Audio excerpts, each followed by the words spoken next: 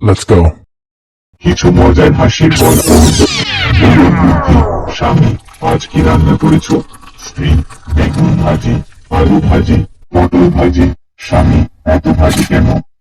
স্ত্রী, তুমি তো বলেছিলে নিজের বুদ্ধি হাঁটুতে থাকলে ভাজি খেয়ে জীবন কাটাতে হবে। ডাক্তার ও পাগল। পাগলকে পরীক্ষা করার সময় ডাক্তার একটা শুষ্ক ডাইভিং পুলের কাছে গিয়ে বললেন, পাগলরা এখান দিয়ে লাফ দাও। 3 পাগল লাফ দিল, কিন্তু একজন দিল না। ডাক্তার খুশি হয়ে বললেন, তুমি সুস্থ, চলো তোমাকে ছেড়ে দেব। Oh my পাগলটি বলল, God. ছাড়বেন মানে? আমি কি পাগল যে জল ছাড়া পুলে লাফ দেব? Whoa!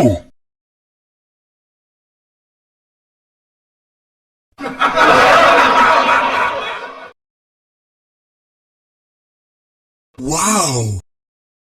Whoa! Wow. Wow!